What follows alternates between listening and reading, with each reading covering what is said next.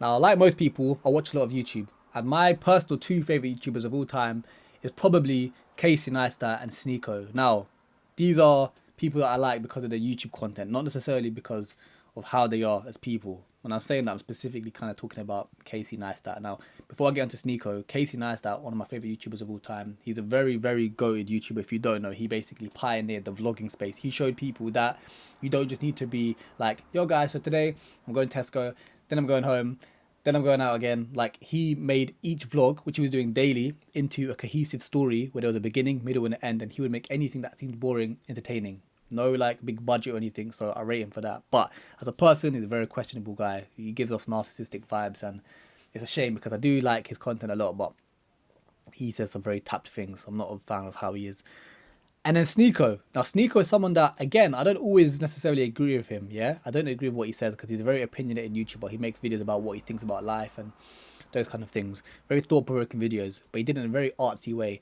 Now, again, I didn't agree with him all the time. However, he used to just do things in a very artsy way, and I really, really admired it. It was very real because on YouTube, you don't really get a lot of real content these days, especially with like a lot of AI and big production stuff. It's hard to find someone that just feels like real life, and SNEAKO's content was that. He just got unbanned on YouTube after 3 years because, little backstory, SNEAKO had about just under 1 million subscribers, making cool videos, but his editor, big up Musa every time, came into the picture and was editing his videos, but he said to him, look, let's start streaming and making clips and basically booming off. Yeah, let's just start getting a bit of clout properly. Like, streaming is a bit more efficient. He did that, and he was streaming for ages, and then yeah, he just blew up completely. I'm talking 1 billion+ views on TikTok. He was just went completely famous. Now, in doing so, he stopped doing like the artsy videos and started doing more streams, and he started to become a bit of like an Andrew Tate copycat kind of. And in doing so, he damaged his reputation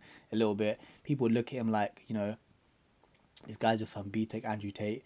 Now, it's funny because obviously there's levels to how you should go about doing these things, but him abandoning his creative side of YouTube made him more famous and made him more money. So it's a very interesting like point of conversation, or just something to think about. Like, when should you stop doing artsy stuff in the chase of money?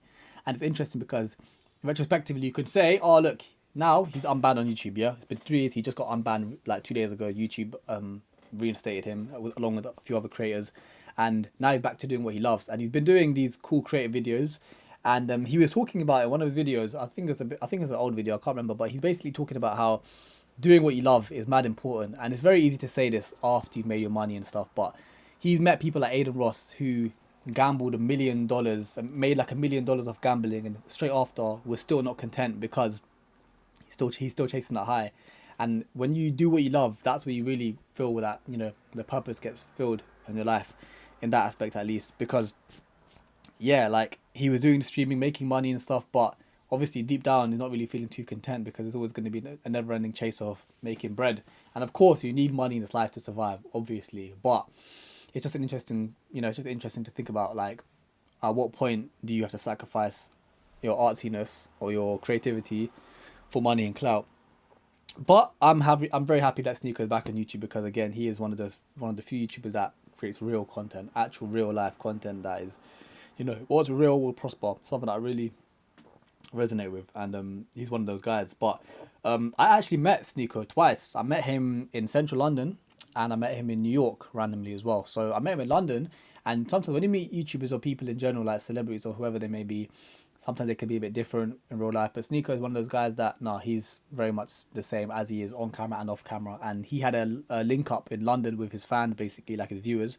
And it's funny because that day he took a picture of him with all his viewers, and it still is DP on Twitter to this day. It was like a few years ago. But yeah, I met him. I actually got a picture with him as well. I remember Moose was there, a couple other YouTubers were there as well.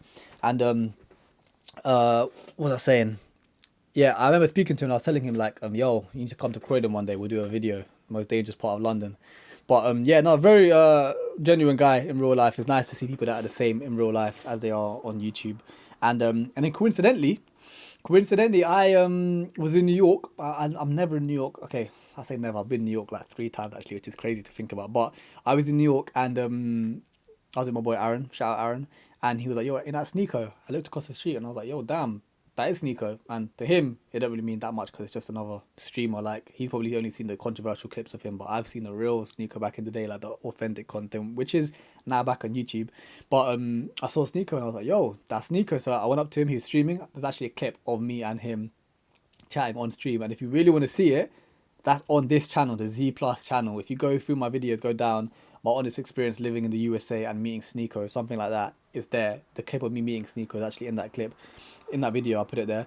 But yeah, he was just streaming, and yeah, and I'm a big person on like manifesting and that. I've done the same when I met Nico. I made a video of Nico on Milana, and low-key I get the same vibes from SNEAKO, like someone that, you know, when you talk about someone all the time and you just resonate with their content and then you put in the work and things just happen like that. I just do sense that one day, inshallah, there'll be like some sort of video of SNEAKO in the future, but when the time's right.